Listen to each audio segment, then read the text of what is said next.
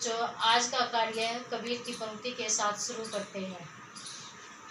बड़ा हुआ तो क्या हुआ, जैसे पेड़ खजूर, पंथी को छाया नहीं, फल लागे अति दूर।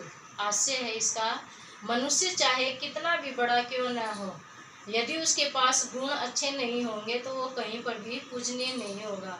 जिस प्रकार से खजूर का पेड़ पंछी को छाया नहीं देता और उसके फल भी अधिक दूर लगते हैं, वे आसानी से प्राप्त नहीं होते, ठीक उसी प्रकार से मनुष्य के पास अगर अच्छे गुण नहीं होंगे तो वो कहीं पर भी पूजनीय नहीं होगा। अगर अच्छे गुण होंगे तो वो हर जगह पूजनीय होगा।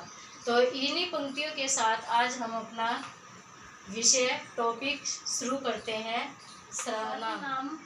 सर्वनाम का अर्थ है सबका नाम। क्या अर्थ है इसका? सबका नाम। तो क्या कहेंगे? सर्वनाम को क्या कहेंगे? जो शब्द संज्ञा के स्थान पर, जो शब्द संज्ञा के स्थान पर प्रयोग की जाती है, जो शब्द संज्ञा के स्थान पर प्रयोग किए जाते हैं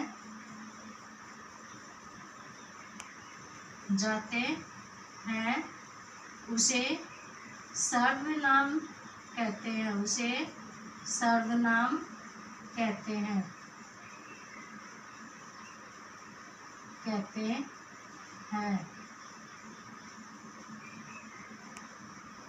उदाहरण है इसका, जैसे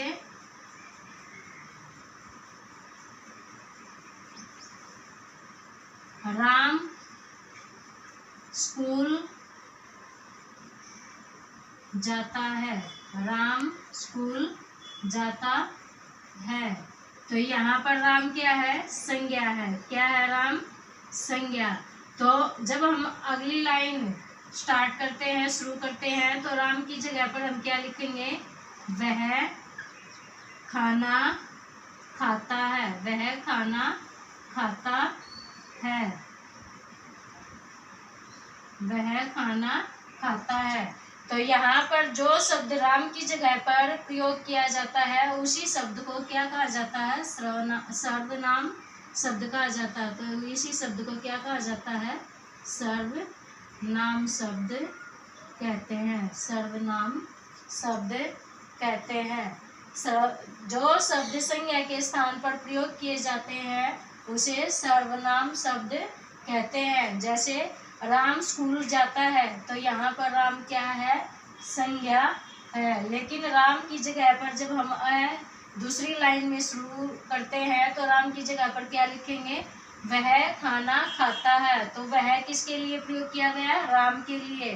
ठीक है। और वह शब्द क्या है? सर्वनाम शब्द है। भेद। सर्वनाम के भेद। सर्वनाम के कितने भेद होते हैं? 6। कितने भेद होते हैं? 6। कौन कौन से?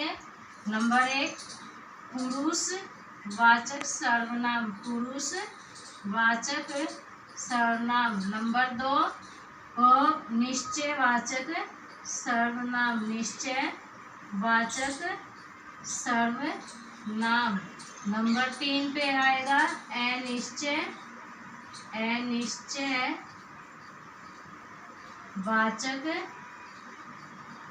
सर्वनाम। अभी इसी के नंबर 4 पर क्या आएगा? नंबर 4 पे आएगा प्रश्नवाचक सर्वनाम। प्रश्नवाचक सर्वनाम। प्रश्नवाचक सर्वनाम। आगे है फिर नंबर 5 पे क्या आएगा? संबंधवाचक सर्वनाम। संबंधवाचक सर्वनाम। नंबर 6 पे निजवाचक सर्वनाम। निजवाचक सर्वनाम। वाचक सर्वनाम। तो सर्वनाम के कितने भेद हैं? 6। कौन कौन से? पुरुषवाचक सर्वनाम, निश्चयवाचक सर्वनाम, अनिश्चयवाचक सर्वनाम, प्रश्नवाचक सर्वनाम, संबंधवाचक सर्वनाम और निजवाचक सर्वनाम। तो अब हम इनके बारे में एक एक के बारे में जानते हैं। पुरुषवाचक सर्वनाम क्या होता है, इसके बारे में जानते हैं। बोलने वाले, सुनने वाले तथा जो वहाँ पर उपस्थित नहीं है के लिए सर्वनाम शब्दों का प्रयोग किया जाता है, वे पुरुषवाचक सर्वनाम शब्द कहे जाते हैं। पुरुषवाचक से बोलने वाला कौन होता है, जो वक्ता होता है, और सुनने वाला जो श्रोता होता है, जो वक्ता की बात को सुनता है, और जो वहाँ उपस्थित नहीं है, यानी कि जिसके बारे में वे दोनों आपस में बात कर रहे हैं, तो उनके लिए जिन शब्दों का प्रयोग किया जाता है उसे पुरुषवाचक सर्वनाम शब्द कहते हैं। पुरुषवाचक सर्वनाम शब्द कितने भेद हैं, इसके 3 भेद हैं। कौन कौन से? उत्तम पुरुषवाचक, मध्यम पुरुषवाचक, अन्य पुरुषवाचक। उत्तम पुरुषवाचक, जब वक्ता अपने लिए जिन सर्वनाम शब्दों का प्रयोग करता है उसे उत्तम पुरुषवाचक सर्वनाम शब्द कहते हैं, जैसे कि मैं और हम। आगे है मध्यम पुरुषवाचक सर्वनाम, जब वक्ता श्रोता के लिए जिन सर्वनाम शब्दों का प्रयोग करता है उसे मध्यम पुरुषवाचक सर्वनाम शब्द कहते हैं, जैसे तुम। आगे फिर अन्य पुरुषवाचक शब्द, जब वक्ता और श्रोता किसी अन्य के बारे में बात करते हैं, जिसके बारे में बात करते हैं उनके लिए जिन सर्वनाम शब्दों का प्रयोग किया जाता है उसको अन्य पुरुषवाचक सर्वनाम शब्द कहते हैं, जैसे कि उसका हो गया, वह हो गया, ये सभी क्या है, अन्य पुरुषवाचक सर्वनाम है। जैसे कि आप जानते हो इंग्लिश में ये क्या हो गया, ये होता है फर्स्ट पर्सन, ये होता है सेकंड पर्सन, ये होता है थर्ड पर्सन। जैसे इंग्लिश में फर्स्ट पर्सन में किसका प्रयोग करते हैं, आई और वी का, आई है और वी का, और मध्यम में किसका प्रयोग करते हैं, यू का, और थर्ड पर्सन में किसका, ही, सी, इट, दे, इनका यूज किया जाता है। उसी प्रकार से हिंदी में भी उत्तम पुरुषवाचक में कौन से शब्द आएंगे, मैं और हम। मध्यम पुरुषवाचक में कौन से शब्द आएंगे, तुम। अन्य पुरुषवाचक में कौन से शब्द आएंगे, वह। तो ये सभी क्या है, पुरुषवाचक सर्वनाम है। पुरुषवाचक क्या है, इसके कितने भेद होते हैं, भेद कौन कौन से हैं, किसके लिए क्या यूज किया जाता है, जैसे कि वक्ता अपने लिए किसका प्रयोग करता है, श्रोता अपने लिए किसका प्रयोग करता है, और अन्य पुरुषवाचक के लिए कौन से शब्द प्रयोग किए जाते हैं। पुरुषवाचक सर्वनाम, वे सर्वनाम शब्द जो किसी व्यक्ति, वस्तु, स्थान, घटना का बोध कराते हैं उसे निश्चयवाचक सर्वनाम शब्द कहते हैं। क्या कहते हैं निश्चयवाचक सर्वनाम को, वे शब्द जो किसी व्यक्ति, वस्तु, स्थान तथा घटना का निश्चित बोध कराते हैं उसे निश्चयवाचक सर्वनाम शब्द कहते हैं। जैसे दूर रखी वस्तु के लिए दूर रखी वस्तु के लिए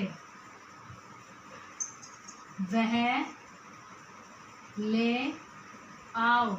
जैसे कोई भी वस्तु दूर रखी है, जैसे घड़ी रखी है, तो क्या बोलेंगे, वह ले आओ। घड़ी की तरफ इशारा करके बोलेंगे, और वो घड़ी क्या हमसे दूर है तो हम क्या बोलेंगे, वह ले आओ।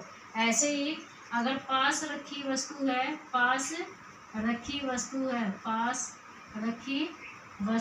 जैसे मेरे पास कोई पुस्तक रखी वस्तु के लिए,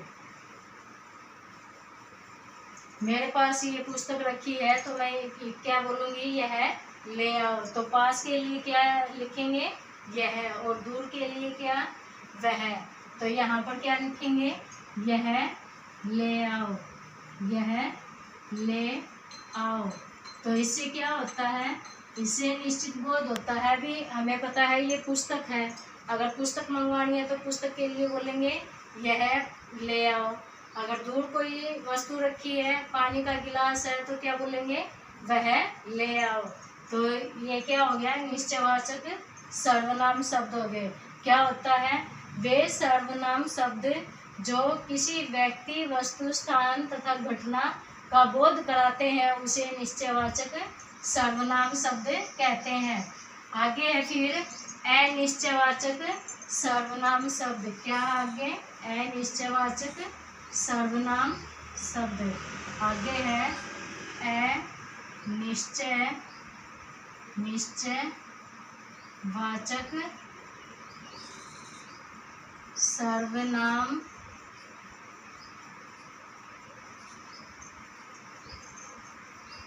जो सर्वनाम शब्द किसी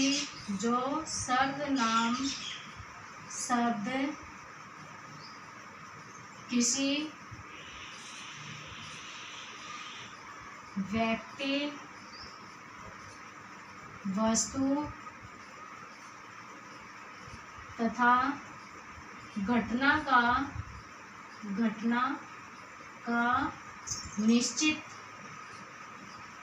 निश्चित बोध न कराते हो।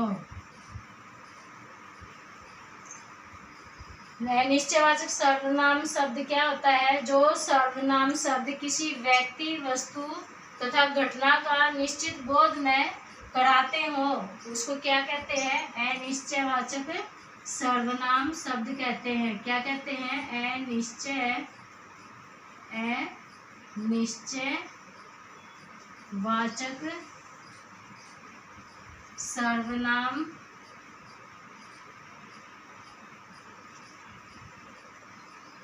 शब्द कहते हैं।